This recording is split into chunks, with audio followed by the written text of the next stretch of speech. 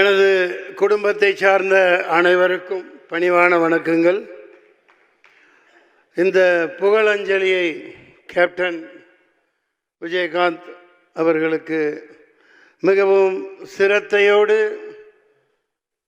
நடத்தி கொண்டிருக்கும் தென்னிந்திய நடிகர் சங்கத்தினருக்கும் அனைத்து உறுப்பினர்களுக்கும் தலைவர் நாசர் அவர்கள், செயலாளர் விஷால், பொருளாளர் கார்த்திக் மற்றும் பூச்சி முருகன் ஐயா, அனைத்து பொறுப்பாளர்களுக்கும் பணிவான வணக்கங்கள்.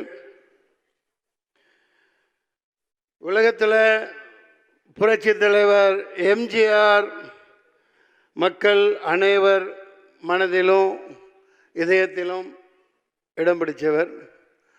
அதுக்கடுத்து நடிகர் திலகம் சிவாஜி கணேசன் நடிப்பின் இமயமா எல்லார் மனசுலையும் நிற்கிறவர்.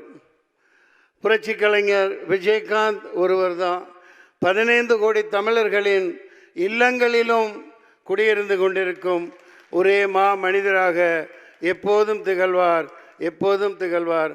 அன்னாரின் ஆன்மா சாந்தி அடைய நான் வல்ல இறைவனை பிரார்த்திக்கிறேன். நாங்கள் 4-5 வருஷம் முன்னாடியே நான்லாம் செத்து போயிட்டோம். எப்போ அண்ணன் கேப்டன் உடல்நிலை மிகவும் மோசமாகி அது என்ன ட்ரீட்மெண்ட்டு என்ன ஏது எங்களுக்கு சொல்லப்படலை. அதில் பல மன வருத்தங்கள் இருக்குது. அது இங்கே பேசுகிறதுக்கு உண்டு பயன் இல்லை. என்னால் தாங்க முடியல, அதெல்லாம் பார்க்க முடியல. அந்த மாமனிதருக்கு எத்தனை சோதனைகள் வந்ததுன்னு. நான் ஆர்கே செல்லமணி அவர்கள் நல்ல ஒரு இதை சொல்லிட்டு போனாங்க. அதன் தொடர்ச்சியாக புரட்சி கலைஞர் வளாகம்ங்கிறது வைக்கிறதுல ஒன்றும் இது இல்லை. ஆனால் நடிகர் சங்கத்தின் தலைவர், பொருளாளர், முக்கியமாக கார்த்திக்கு நான் வேண்டி கேட்டுக்கிறேன். இது ஒரு கருத்தாக நீங்கள் எடுத்துக்கோங்க. கடன் வாங்கி ஏதாவது இப்போ கட்டுறதுல என்ன சிக்கல் என்ன ஏதுன்னு தெரியல, இந்த இடத்துல சொல்லணும் மக்கள் அறிய. ஏன்னா நம்மெல்லாம் மிகப்பெரிய லெஜெண்டாக இருந்த ஒரு கேப்டன். நான் அவர் தலைவராக இருக்கையில், நடிகர் சங்க தலைவராக இருக்கையில் செயற்குழு உறுப்பினராக இருந்தவன்.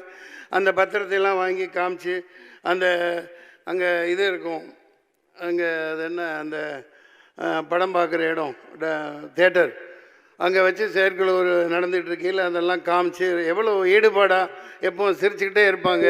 கடன் வாங்கி கட்டாமல் அதை அவர் பாதையில் மொய் விருந்து மாதிரி எப்படி ஒரு படத்தில் ஒரு பண்ணியிருப்பாங்க, அந்த மாதிரி மொய் விருந்து வச்சு எந்த செலவும் பண்ண வேணாம். 5 பைசா நடிகர் சங்க செலவு பண்ண வேணாம்.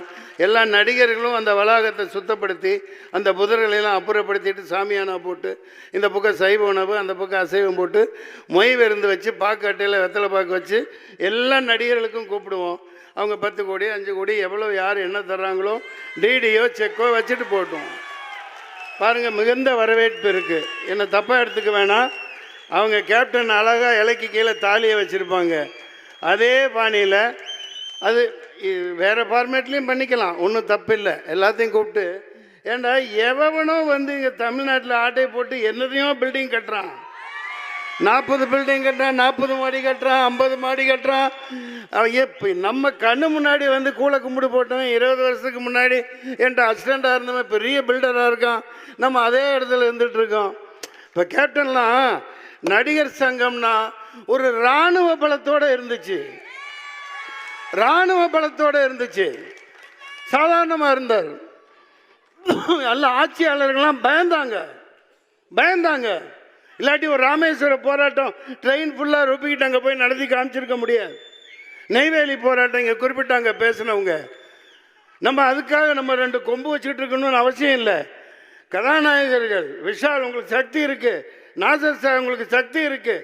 இனிமேலும் நடிகர் சங்கம் ஒரு இராணுவ பலத்தோட மிகப்பெரிய அங்கமாக தமிழ்நாட்டில் இருக்கணும். எவனுக்கும் கட்டுப்பட வேண்டிய அவசியம் இல்லை. பார்த்துக்கலாம், எத்தனையோ கோடி போட்டு பணம் எடுக்கணும்.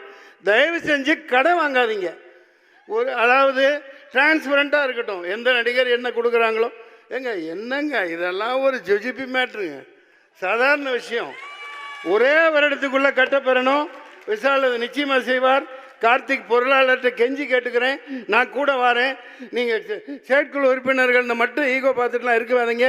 நடுராத்திரி கூப்பிடுங்க, எப்போ கூப்பிட்டாலும் வரோம், எல்லாரும் வருவாங்க. இது ஒரு சாதாரண விஷயம். எம்ஜிஆர் நடத்தின மாதிரி அந்த இடத்துல இப்போ இந்த பொங்கல் வச்சு ஒன்றுமே நடக்கலை. அந்த இடத்துல நல்லா கட்டடம் கட்டின பிறகு எல்லாத்தையும் பளபளான்னு போட்டு மார்பிள் போட்டுறாதீங்க. பொங்கல் வைக்கிறதுக்கெல்லாம் இடம் வச்சுருங்க. வருஷம் வருஷம் கேப்டன் பேரில் பொங்கல் விழா நடத்தணும். எல்லா நடிகர்களும் யார் யார் ஊரில் இருக்காங்களோ எல்லாம் வந்து கொண்டாடுறோம், ஜாலியாக கொண்டாடலாம். சரிங்களா? மக்களை நல்லா வாழ வைக்கணும். அதான் கேப்டன் சொன்னது. அன்னாரின் ஆன்மா சாந்தியுடைய வாழ்த்துக்கள். பிரார்த்திப்போம். நன்றி, நன்றி, வணக்கம்.